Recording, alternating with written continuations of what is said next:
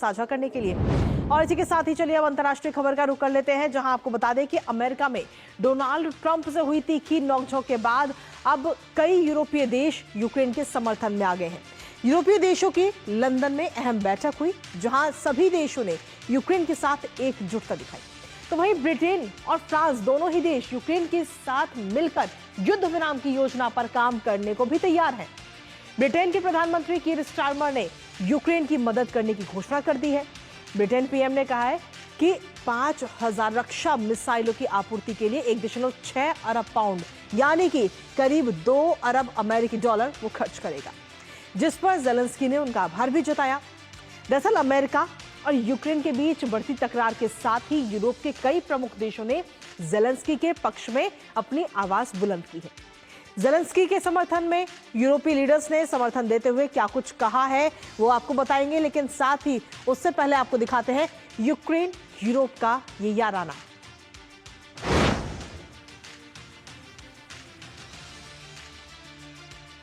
तो आपको बता दें कि यूक्रेन और यूरोप का ये याराना नजर आया, जहां यूरोप के लिए अब कहीं ना कहीं ज़ेलेंस्की जो है वो हीरो बनते हुए नजर आ रहे हैं। ट्रंप के साथ जो तीखी नोकझोंक हुई, जिसकी वीडियो हम सभी ने देखी, उसके बाद में अब कहीं ना कहीं वो हीरो बन गए हैं। यूक्रेन को 2 अरब डॉलर की मदद अब यूके की तरफ से दी जाएगी। ब्रिटेन अब 2 अरब डॉलर की मदद करेगा यूक्रेन की। हालांकि इससे पहले हम देखें तो जब ट्रंप के साथ मीटिंग हुई थी तो यही उम्मीद वहां की जा रही थी।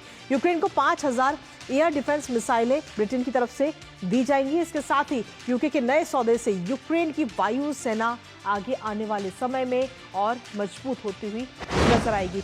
इसके साथ ही अगर हम देखें तो यूक्रेन शांति योजना का पूरा जो मसौदा है वो इस वक्त तैयार हो चुका है। जो हाल ही में शिखर सम्मेलन हुआ उसकी ये तस्वीर भी इस वक्त आपके साथ साझा कर रहे हैं। साथ ही ब्रिटिश पीएम ने कोएशियल ऑफ द विलिंग की भी घोषणा सीधे तौर पर अब कर दी गई है। तो शांति योजना बनाई जा रही है। इसके साथ ही ये लीडर्स अपनी सुरक्षा खुद करने में सक्षम है। यूरोप ये बात सभी लीडर्स की तरफ से भी कही गई है।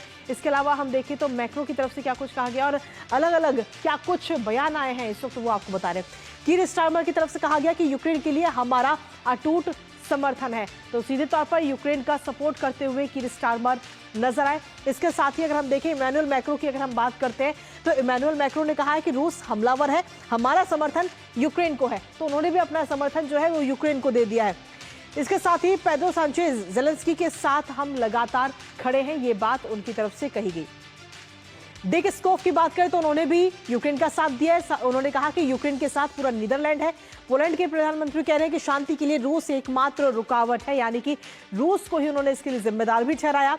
ओलाफ शोल्स कह रहे हैं कि जर्मनी और यूरोप पर भरोसा यूक्रेन कर सकता है। तो सीधे तौर पर आखिर किस तरीके से यूरोपीय देश जो है वो अपना समर्थन इस वक्त यूक्रेन को देते हुए नजर आ रहे हैं, वो इस वक्त एक एक करके हम आपको बता रहे हैं। और ऐसे में ये याराना और ज्यादा मजबूत होता हुआ नजर आ रहा है। लेकिन जहां एक तरफ हम देखें तो अमेरिका से कहीं ना कहीं तनाव बढ़ रहा है, लेकिन वहीं दूसरी तरफ यूरोपीय देश जो है समर्थन करते हुए नजर आ रहे हैं। हमारे साथ में हमारे सहयोगी अनिल थॉमस इस वक्त जुड़ गए हैं, सीधा उन्हीं का रुख करेंगे।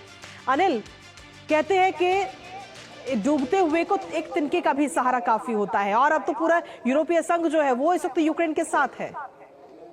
बिल्कुल कृतिका, इसकी उम्मीद थी। जिस तरह से डोनाल्ड ट्रंप और ज़ेलेंस्की की जो मुलाकात हुई थी ओवल ऑफिस में और उस पर जिस तरह का हमें फॉलोआउट देखने को मिला है, फिर जिस तरह से वो सारे जो वार्तालाप थी पूरी तरह से एक तरह से तितर बितर हुई, तो वही साफ संकेत देख रहा था यूरोप के लिए एक बड़ा मौका।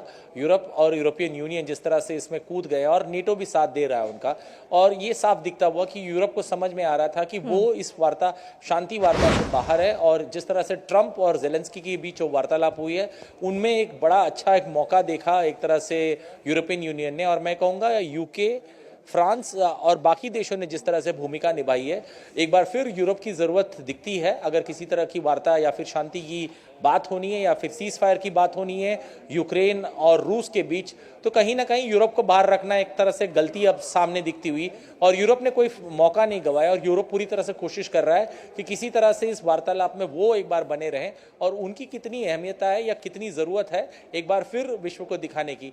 और मैं कहूँगा ये एक अच्छा मौका, ट्रंप के पास एक अच्छा मौका था लेकिन ट्रंप ने उसे गंवाया और यूरोपीय देश उसका पूरा फायदा उठा रहे हैं। चलिए, बहुत बहुत शुक्रिया अनिल तमाम जानकारी हमारे साथ साझा करने के लिए। और इसी बीच चलिए एक बार फिर से आप सभी को आज की बेहद खूबसूरत तस्वीरें हम आपको दिखाते हैं। जब